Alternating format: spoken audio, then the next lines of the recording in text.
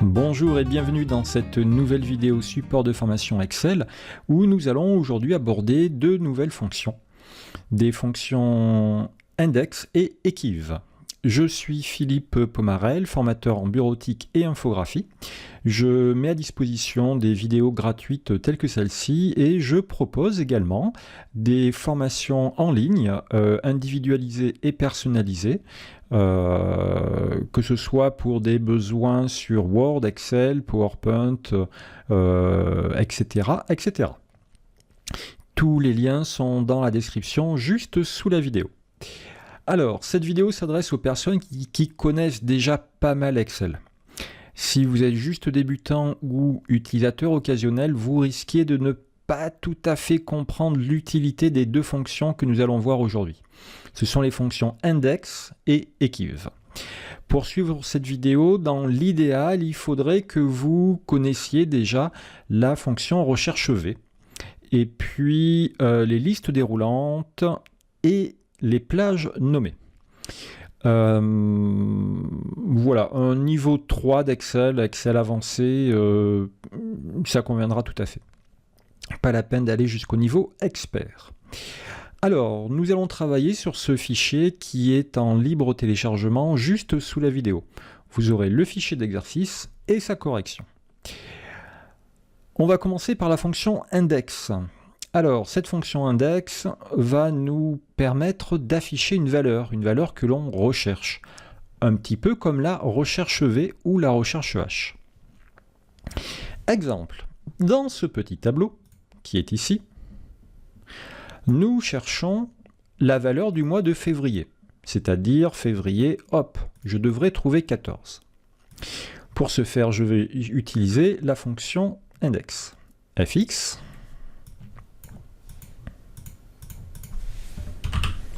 index.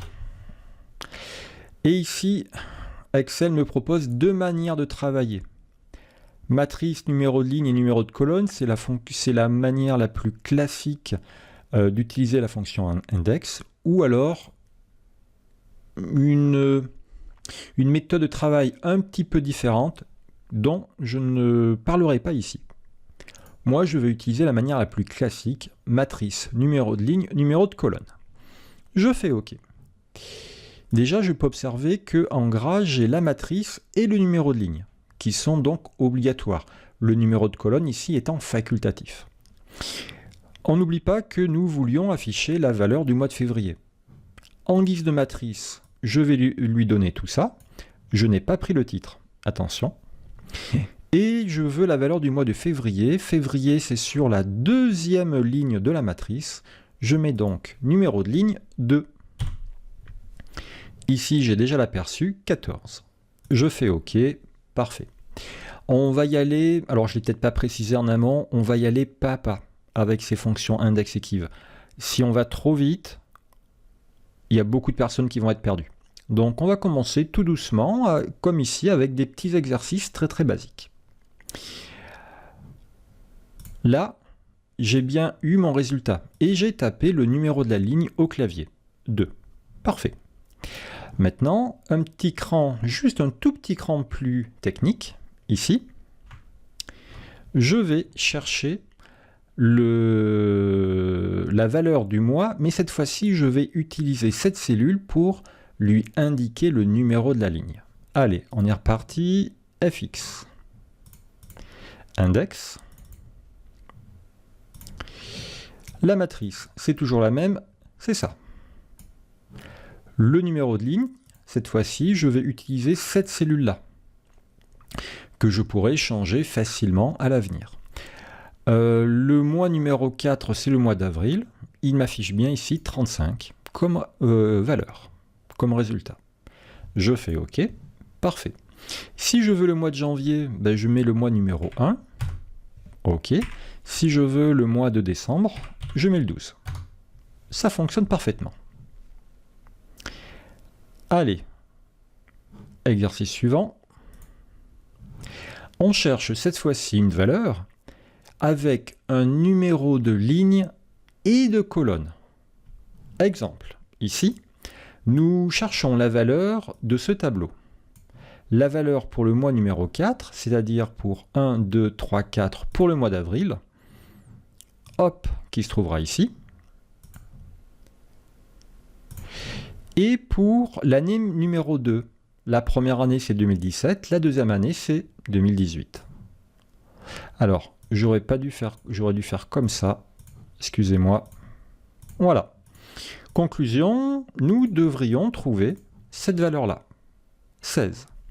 Allez, j'enlève mon petit coloriage. Et on est parti. fx, index. Toujours la première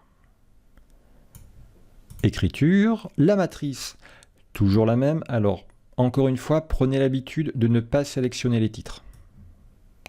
La matrice, c'est ça. Quel est mon numéro de ligne? Ah ben, le numéro de ligne, c'est le numéro du mois. 4, ici, la cellule I25. Et quelle est la colonne? Le numéro de colonne, c'est I26. Je fais OK. Parfait. J'ai donc bien la valeur 16. Si je voulais le 44, qui est ici, je ferai le mois numéro 1 et l'année numéro 4. OK. Si je veux ici le 32, je ferai le mois numéro 12 et l'année numéro 1. Impeccable. Alors là, on commence à avoir un tout petit aperçu de l'utilité de cette formule. Alors les personnes qui pensent déjà, oui, avec une recherche V, on fait pareil. Effectivement, pour l'instant, avec une recherche V, on fait exactement pareil. Maintenant, on cherche la valeur selon le mois et l'année avec la fonction équive. C'est-à-dire que là, je tapais 12 jusqu'à présent pour avoir le mois de décembre. Mais ce que j'aimerais ici, c'est ne pas taper 12, mais taper directement décembre. Là, en l'occurrence, il y a la valeur mai. La valeur mai qui correspond à 1, 2, 3, 4 et 5. Conclusion, mai doit correspondre à la 5e ligne. Donc ici, je devrais avoir 5. 2018 correspond à l'année numéro 2. Là-dedans, 2018 doit me donner 2. Ok. Eh bien, ces valeurs 2 et 5, on va les obtenir grâce à la fonction équive. Allez, je me mets ici fx. Équive. La valeur cherchée, c'est le mois que j'ai tapé au clavier. Mon tableau de recherche, c'est tout ça. OK ? Encore une fois, on ne prend pas la cellule B23, la première. Là, alors là, le type est hyper important et c'est source de beaucoup d'erreurs. 95% du temps, en type, vous devez mettre 0. Pourquoi? Moi, je veux chercher la valeur mai dans l'ordre actuel, c'est-à-dire janvier, février, mars, avril, mai. Si je ne mets rien, regardez ce qu'il me met. Il me met 8. Pourquoi? Parce que d'après l'ordre alphabétique A, B, C, D, E, F, G, H, le mois de mai qui commence par M est en 8e position. Or, moi, je veux, dans l'ordre actuel de mes cellules, je vais donc mettre 0. Et là, il me dit bien que mai est en position numéro 5. Je fais OK. Parfait. Ici, même principe. fx équive. La valeur cherchée, c'est 2018. Dans quel tableau je la cherche? Là-dedans. Encore une fois, je veux 2018 dans l'ordre actuel de ma série, je mets 0. Alors là, qu'on mette 0 ou qu'on laisse faire, ou qu'on ne mette rien du tout, le résultat sera exactement pareil car ma série 2017, 2018, 2019, 2020 est déjà dans l'ordre chronologique, enfin dans l'ordre alphabétique, A à Z 09. Je fais OK. Ce qui veut dire que maintenant, je vais pouvoir refaire ici ma fonction index.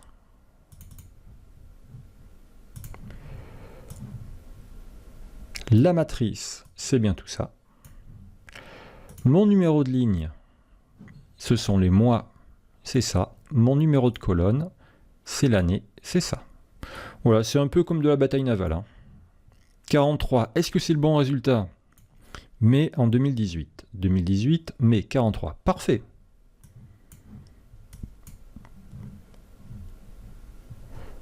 Ben écoutez, ça a l'air de fonctionner.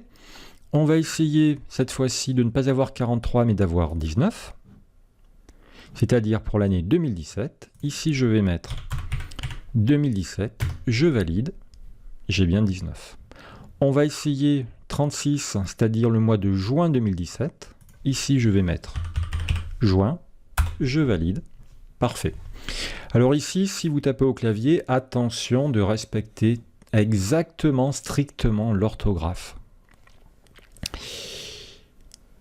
D'où l'intérêt de faire des listes déroulantes que nous allons faire dans les prochains exercices.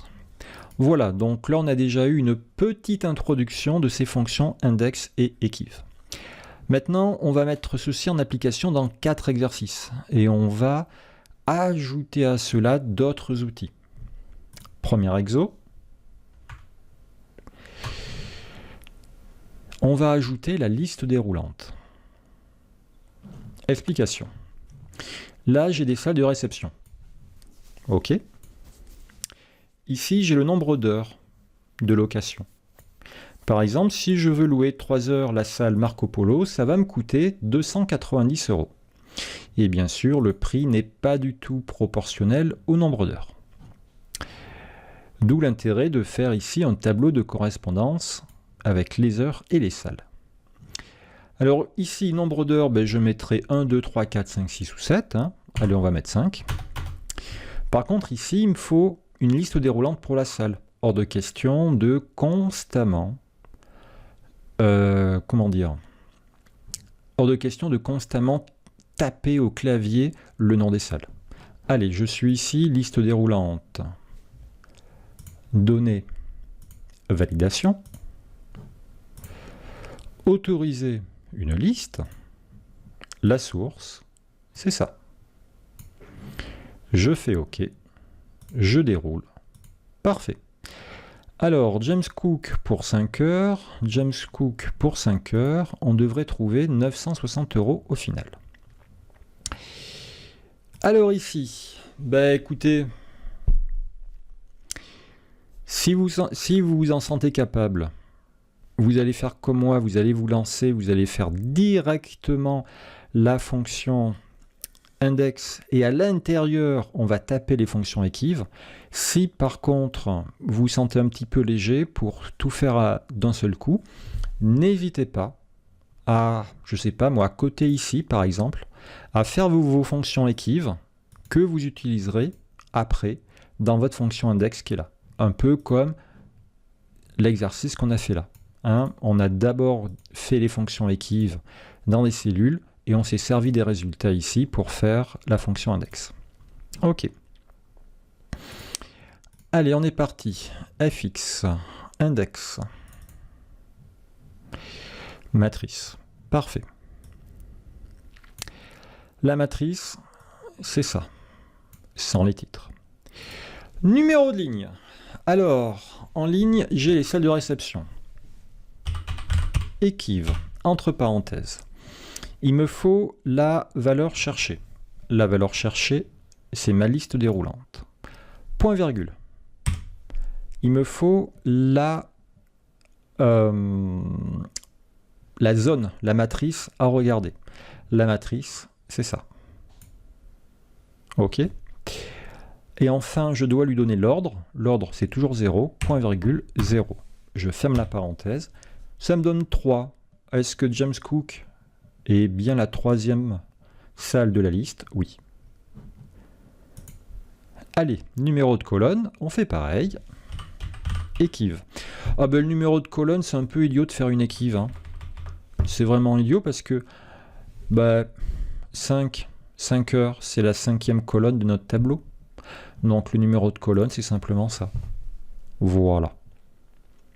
Donc ici, on récapitule la fonction équive. Équive, premier argument, la valeur cherchée.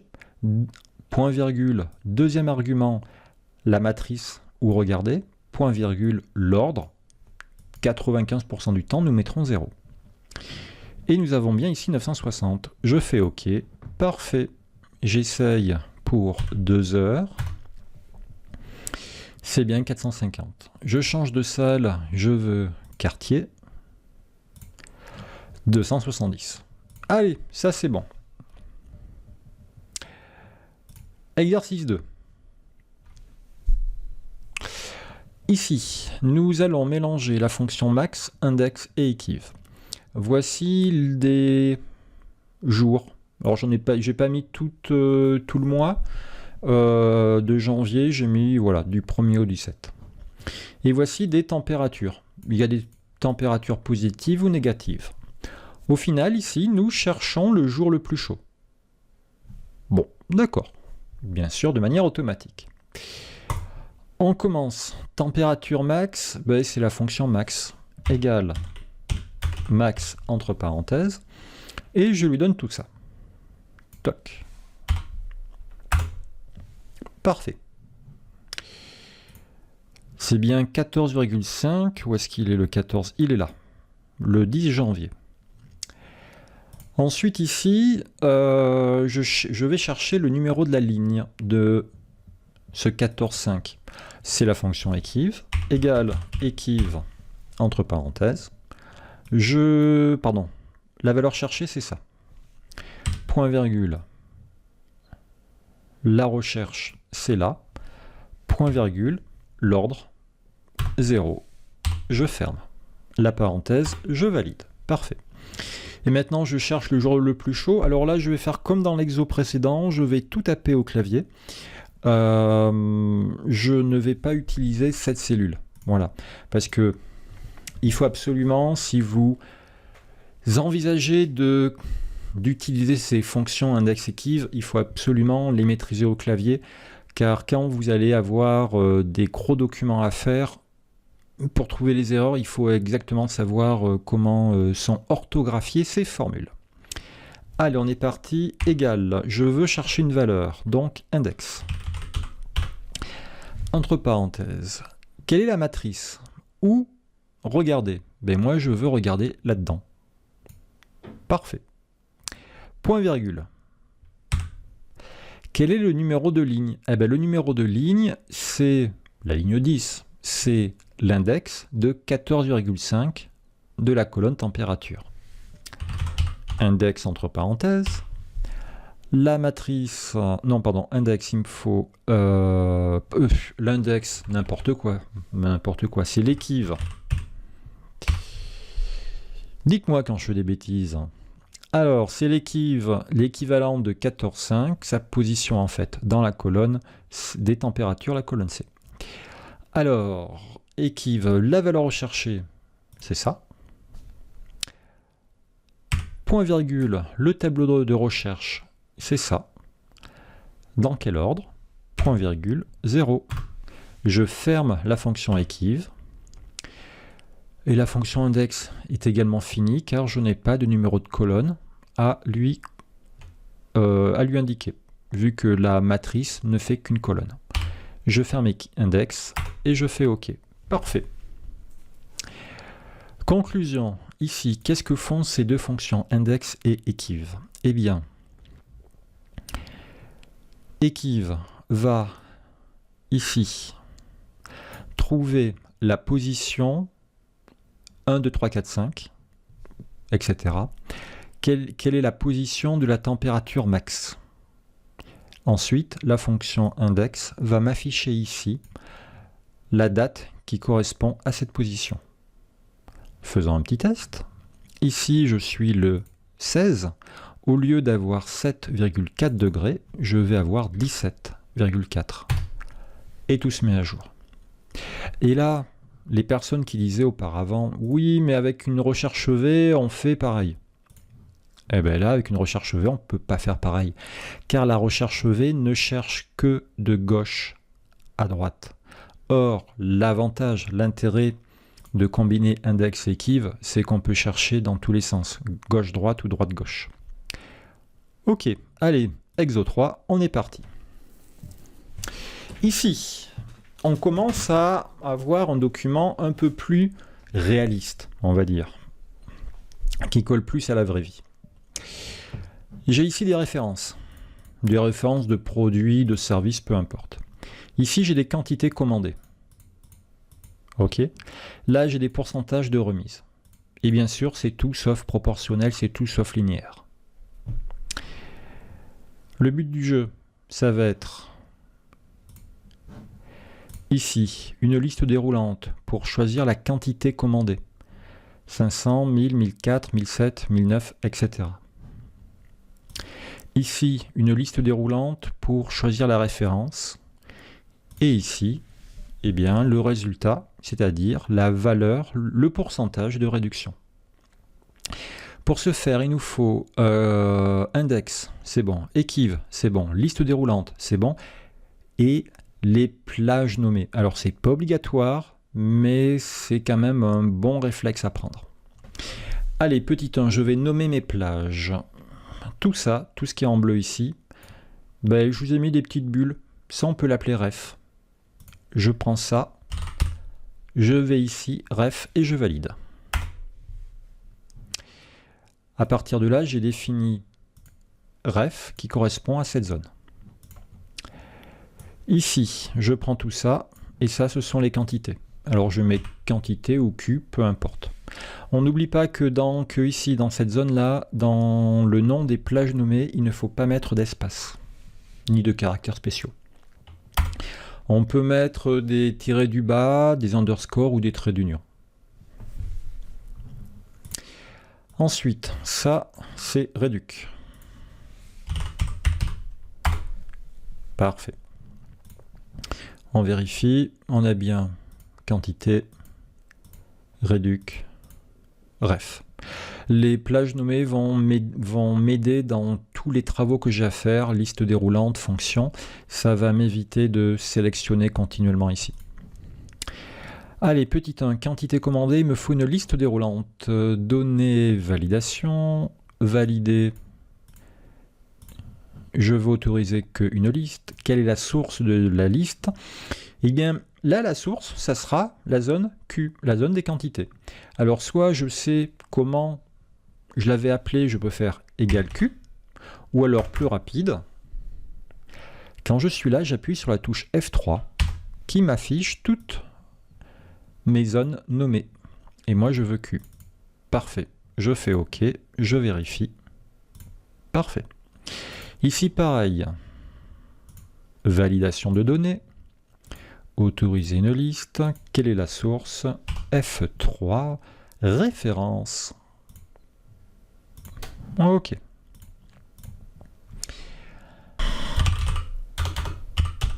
Index. Alors, la matrice. La matrice, c'est réduc. Ensuite, il me faut le numéro de la ligne qui m'est donné par la référence. Je cherche l'équivalent de ça. Voilà, et là, je peux sélectionner facilement cette cellule B23. Point virgule. Dans quel tableau? Eh bien, dans ref, je peux faire F3 et récupérer ref. Point virgule, dans quel ordre? L'ordre 0. Je ferme la parenthèse de la fonction equiv. Point virgule. Maintenant, le numéro de colonne qui m'est donné par la quantité commandée. J'ouvre la fonction equiv. La valeur cherchée, c'est ça. Point virgule. Où est-ce que je la cherche? Dans la zone des quantités. F3, Q. Dans l'ordre actuel, 0. Je ferme Equiv, le second, et je ferme la fonction index. Je valide. 3,5, 3,55. Est-ce que c'est bon pour 2500? La référence 0,057. On a bien 3,55. On va essayer le dernier ici. 2200. Référence la dernière. On est bien à 2,77. Voilà, super. Le dernier, alors là, c'est déjà beaucoup plus. C'est déjà un petit peu plus compliqué. Toujours pareil ici, index, Equiv, liste déroulante, et j'avais oublié, on peut rajouter même plage nommée. Hein, j'avais omis de le rajouter.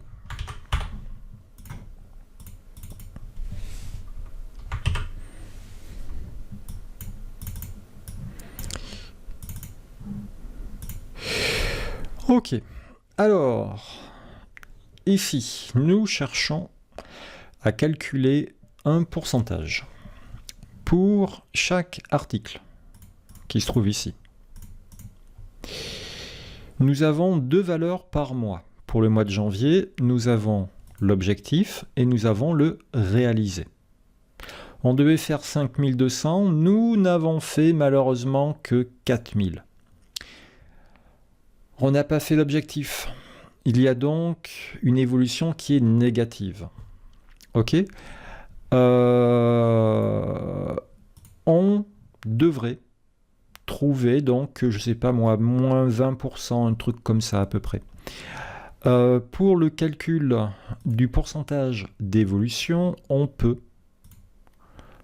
faire la petite formule de base égale entre parenthèses arrivée moins départ, je ferme la parenthèse, divisé par départ.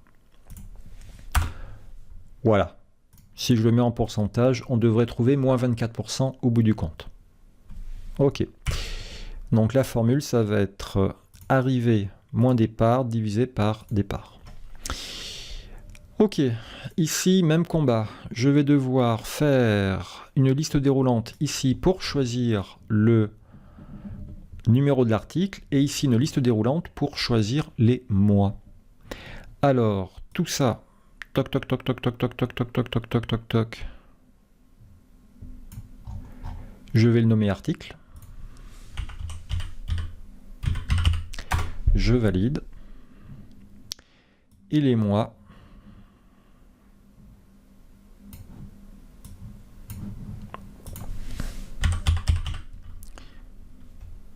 Parfait.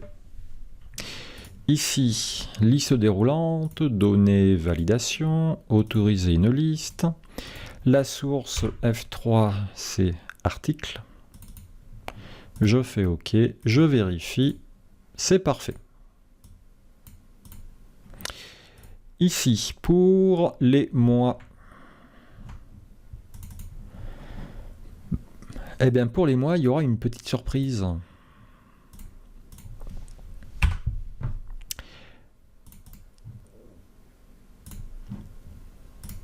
Voici la surprise, la mauvaise surprise. J'ai une cellule vide, enfin j'ai plutôt une valeur vide entre chaque mois. Pourquoi? Parce que là j'ai des cellules qui sont fusionnées. Et quand on a des cellules fusionnées, la valeur dans Excel n'est que stockée dans la première adresse, dans la cellule qui a le plus en haut à gauche de la fusion, c'est-à-dire dans I9. Voilà. Et donc ici, J9 me donne rien du tout. Ça me donnera, hop, après avril. Voilà, ça me donnera quelque chose de vide. Et ça, on ne peut pas laisser ça comme ceci parce que la personne qui va utiliser ce document va passer son temps à monter et à descendre. Ergonomie 0. Donc, je vais faire une liste propre sur une nouvelle feuille.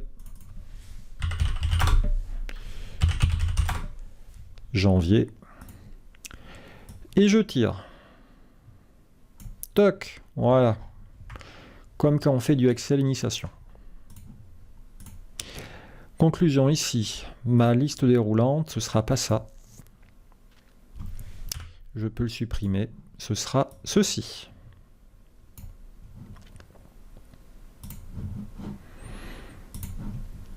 Et là, j'ai quelque chose de beaucoup plus présentable.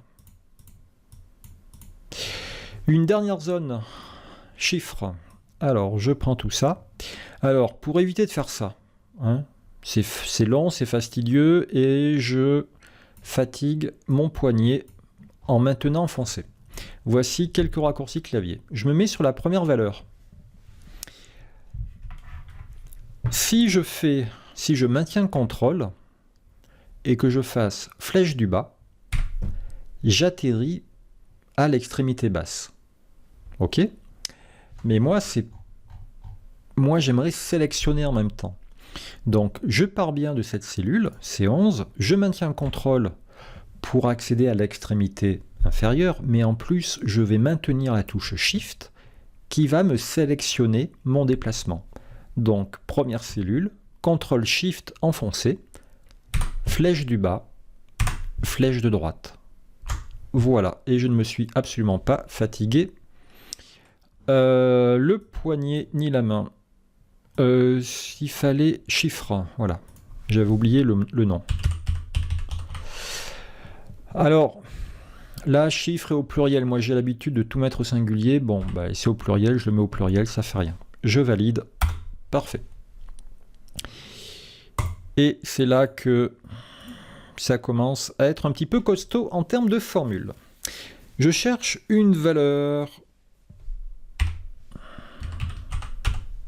index. Quelle est ma matrice? Alors ça, c'est pas dur. Là, la valeur que je cherche se trouve quelque part dans la zone qui s'appelle chiffre. F3, chiffre. Alors on voit pas très bien, mais bon, c'est écrit. Point virgule. Dans un premier temps, je vais chercher le 4100, le 4011, pardon. Le 4011, c'est la première valeur de mon opération. Hein. Arrivée moins départ divisé par départ. Réel moins objectif divisé par objectif. Donc je dois récupérer le 4011. Quel est le numéro de la ligne? Ben, le numéro de la ligne, c'est l'équivalent de ça, point virgule, dans le tableau qui s'appelle, dans la zone qui s'appelle article. F3 article. Parfait. Point virgule, ordre actuel, 0. Et je ferme la fonction équive. Point virgule. Maintenant, je veux le numéro de colonne. Eh bien, le numéro de colonne de 4011, c'est la colonne numéro 2. Si je cherche la valeur de mon mois, j'aurai la colonne objectif. C'est-à-dire que si j'avais janvier, eh bien j'aurai 1. Mais moi, je ne veux pas 1, je veux 2. Donc, au résultat de la fonction équive, il faudra que je rajoute plus 1. Alors, ici, équive, entre parenthèses, je cherche cette valeur-là, point virgule. Dans quelle zone? Dans la zone qui s'appelle mois. F3, la zone mois. Parfait. Point virgule. Dans l'ordre actuel, je ferme la valeur équive et là je rajoute plus 1. Je ferme la parenthèse et je valide. Ouh là là, j'avais peut-être laissé le format pourcentage dès le départ. Ok. Alors là, je vais prendre le mois de janvier pour bien expliquer la méthode. Et je vais prendre le premier. Ok. J'ai bien 4011. Je vais descendre un petit peu la couleur parce que, voilà, ça sera un peu plus lisible, tout compte fait. Ici, je reprends ma petite formule. Le point nouveau, il est là. Le plus 1. Alors, je récapitule. Pourquoi j'ai fait plus 1 ici? Là, je cherche le numéro de la colonne. OK. Dans cette seconde fonction équive. La valeur janvier va être trouvée en cellule C9. Et en cellule D9, on n'aura rien du tout. Un petit peu comme la liste déroulante nous l'a affiché tout à l'heure. Ce qui veut dire que janvier va me donner 1, la première colonne. Mais moi, je ne veux pas la première colonne, je veux la colonne 2. Donc, je vais faire 1 plus 1. Février donnera la valeur 3. mars la valeur 5, avril la valeur 7, etc. etc. Ok, donc ça c'est ma valeur réelle. Et la formule c'est... Alors là je vais travailler au-dessus, hein, puis je ne vais pas travailler en dessous. Hein. Toc, voilà. C'est... Je copie toute ma formule, sauf le égal bien sûr. Arrivée moins départ. Je colle et il me suffit d'enlever le plus 1. Je valide pour avoir l'écart entre les deux. Effectivement, j'ai bien 1200 en moins pour passer de 4000 à 5200. Donc c'était arrivée moins départ divisé par départ. Et allez, je reprends ma formule là-haut. Je mets tout ça entre parenthèses. Je vais faire diviser. Et je refais coller. Alors attention, par contre, j'enlève le plus 1. Parce que je veux l'objectif, c'est-à-dire la première colonne. Je valide. Et on retrouve bien notre résultat. Une petite décimale. Je veux mon évolution pour le mois de mai. Parfait, je veux changer de produit. Super. Alors, j'ai fait ici un exercice volontairement casse-tête. Cet exercice 4, et si vous y êtes arrivé, chapeau bas. Hein. Mais j'ai volontairement fait quelque chose d'assez compliqué. Pourquoi? Parce que dans la vraie vie, on va tomber sur des documents où les fonctions index et equiv peuvent être de vraies usines à gaz, avec des fonctions qui sont aussi longues que ça, voire encore plus tordues que ça. J'ai essayé de vous l'expliquer au mieux, sans y passer trop de temps non plus. Par contre, alors si vous n'avez pas réussi jusque-là, c'est pas grave. L'important, c'est que vous ayez au moins fait les 2 premiers, voire l'exo 3, jusqu'à l'exo 3, qui utilise les plages nommées, c'est également très très utile. Voilà, écoutez, j'espère que vous avez une petite idée maintenant de ce que peuvent rendre comme service ces fonctions index et equiv. Index en elle-même, bof, mais equiv est très très intéressant, associé à d'autres fonctions telles que index. Ça évite de remanier des tableaux quand on ne connaît que la recherche V en déplaçant des colonnes ou en faisant d'autres choses. Voilà, c'est des fonctions à connaître à partir d'un certain niveau d'Excel. Si cette vidéo vous a plu, si vous avez appris quelques petites choses, n'hésitez pas à le dire dans les commentaires. Vous pouvez également partager cette vidéo. Les 2 fichiers sont en libre téléchargement, le fichier d'exercice et la correction. Je vous dis merci, bravo et à bientôt.